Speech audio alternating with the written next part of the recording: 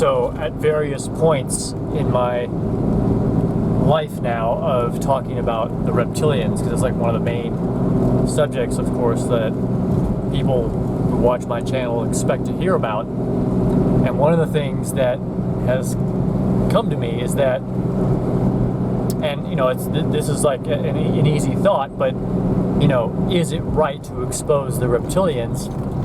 Because that comes up when I was considering that now I'll just tell you that I've met two people who claimed to be reptilians. I was not able to confirm it. One was saying that they were a hybrid. The other one, I didn't get as much detail. And then a third non-human that contacted me was a canine type, so like a wolf man, basically what I understood is going on here is that these the true reality of what we are is our spirit body, and so we can inhabit a physical body, but our spirit body will have an effect on it.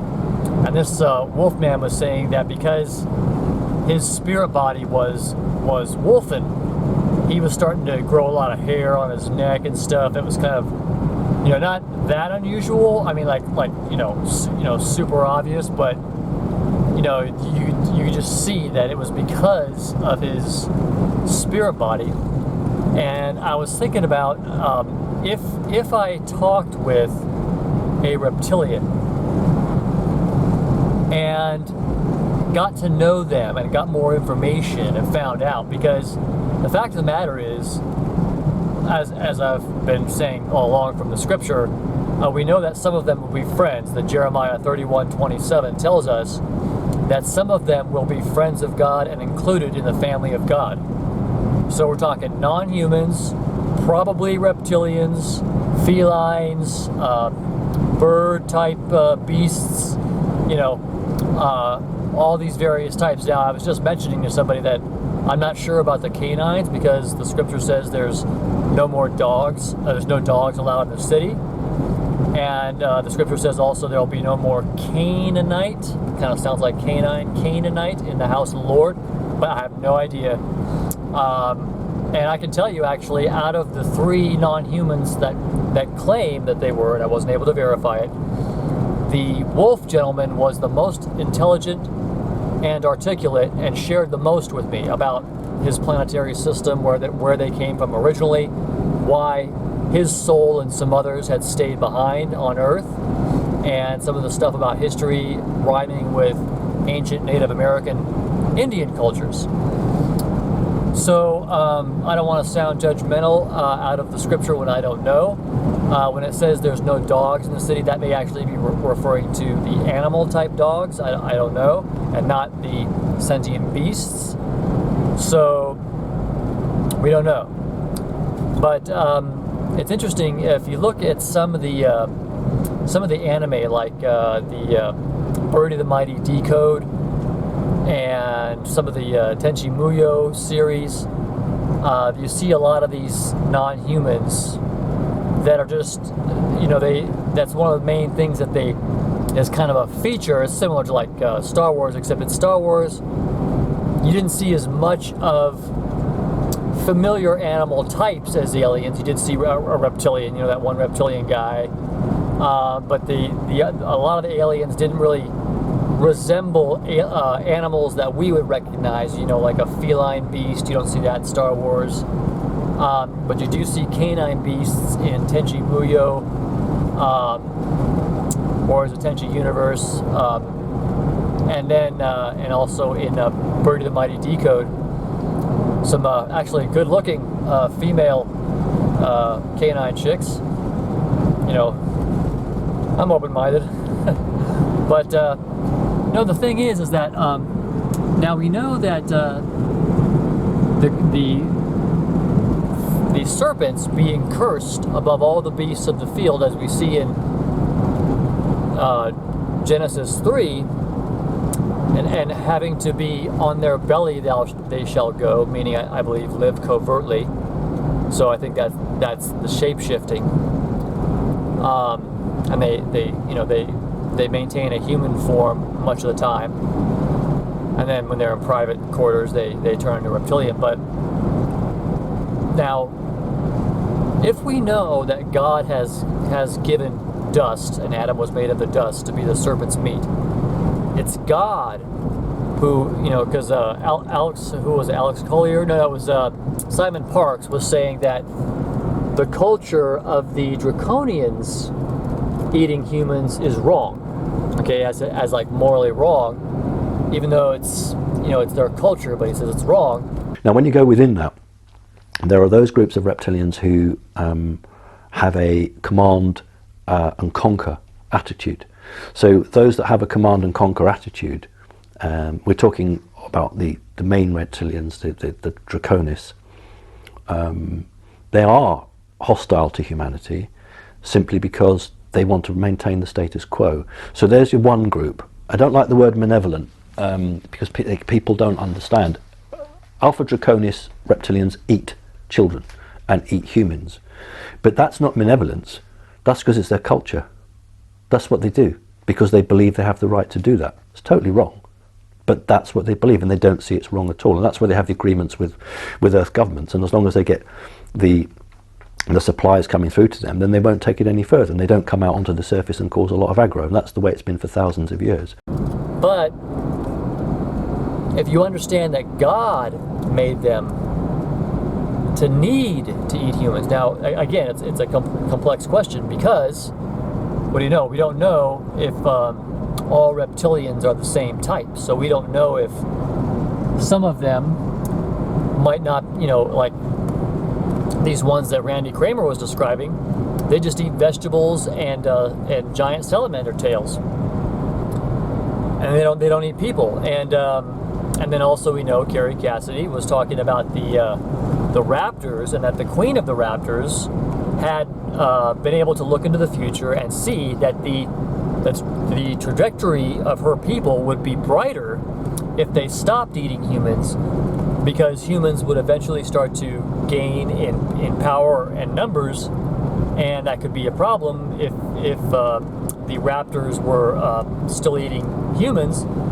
So she was saying that like it was an option, they don't have to. One last question in regard to this whole sort of scenario in, Draco, reptilians, etc. Mark Richards talks about the raptors as being a group of reptilians that went off planet after the dinosaurs. That when they said the dinosaurs went extinct, they didn't actually go extinct, but yeah. A certain group of them, from what I understand, went underground and stayed here, and then a certain group actually left the planet, and they're called the raptors. Have you ever heard about the raptors? I've only heard what you've just said. Okay, and that they have aligned themselves now with our Navy and Air Force. They're closest to the Air Force, and that they're working with us because their queen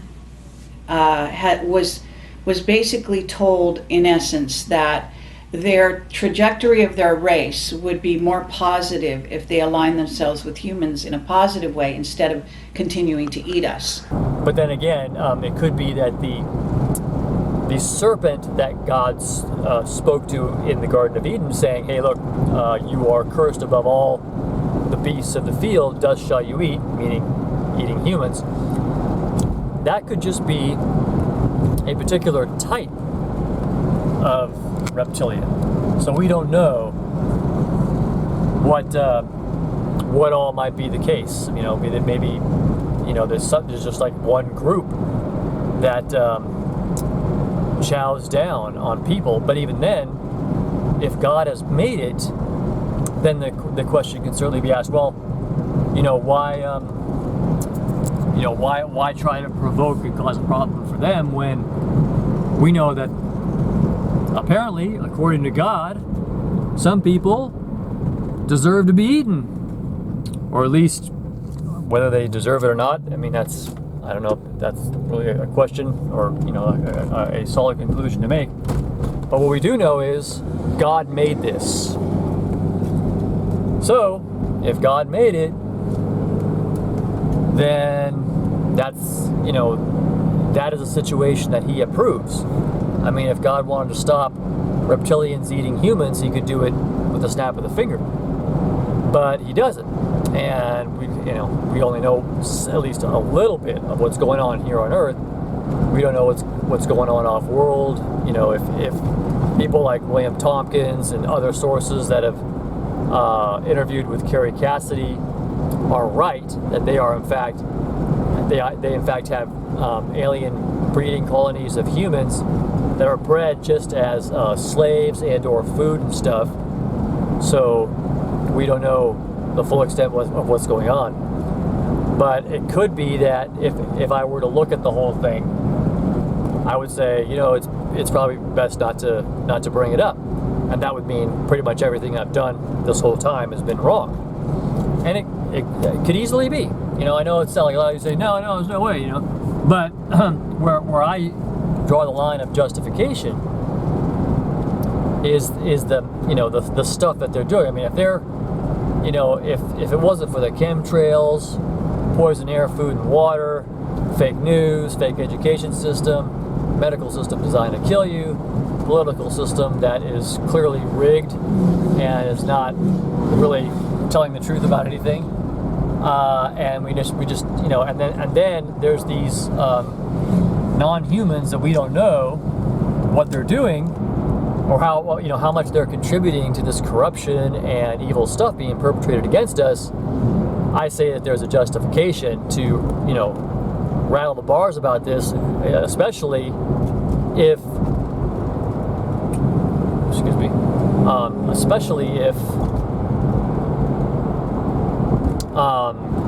we don't know what the extent of the evil that their involvement might be. So I was thinking that because they really, whatever the case is, you can say it's them, like the reptilians. I think it's the reptilians, but it could be basically a coalition of aliens, or it could be God, or whatever it is.